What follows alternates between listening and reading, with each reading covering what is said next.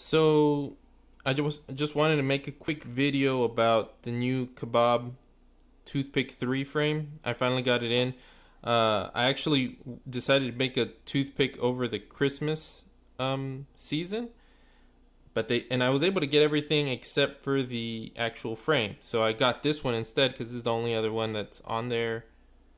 That's this size, I think. I'm not sure. I just decided to get this one because I liked it. I think better than the like unibody version that he has. So it is a pretty nice frame, but the thing about it is that it has no motor protection and just made me feel bad for these like super awesome motors to be getting beat up all the time.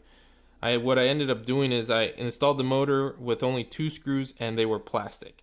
And so the only thing that stopped the motor from like when it crashed flying away is I actually tied it down with some dental floss so that when it crashed, it would break, it would shear off those plastic screws, but the dental floss would stop it from like ripping pads out or messing up with the windings or whatever. So it's a fine frame, but I like this better. One thing that this does definitely have over it is that this feels a lot more sturdy. Like you can bend it, but you really have to try. With this, like I don't want to bend it very much, but it's so much easier to bend just because it is like that much thinner.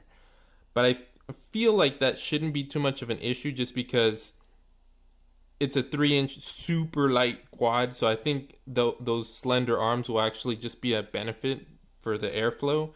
And when you break an arm, first of all, it's got that motor protection there that's going to help save the motors at least somewhat. And you break an arm and you can change it out in like 5 minutes and just take out, I don't know if you have to take out the middle one. You might have to anyways, but 2 screws and your arm is gone. But yeah, I'm going to be building it up and it's going to be the Mamba all-in-one. This is the first all-in-one I've ever used.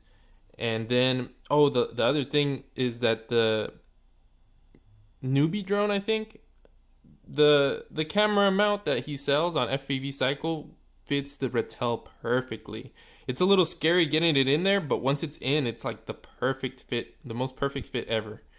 The reason I got the zip tie on here is because I'm gonna be running 900 megahertz on this quad, and I'm gonna be running this antenna, which is basically just a normal element on one side, and then the grounding element is just coiled. It's just coiled all the way up.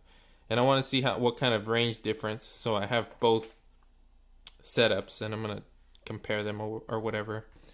I was able to get those 3016 props. I was running the 3018 bi-blades before, and those ran fine, but supposedly these are better, and I did like these better on my Gecko, so I'm gonna see about that. This is gonna be the VTX. It's actually gonna be circularly polarized, the VTX antenna. It's just an axis that I like broke and then I just fixed up again, and I'm gonna be running that Pro 32 Nano, and I'm gonna be running some race wire. I need to look for one of them because I lost it, but I'm going to be trying to run that red race wire. And then these HDQ 5253S HV cells are actually pretty decent in terms of few cycles. Like I just got these like 2 weeks ago or something like that.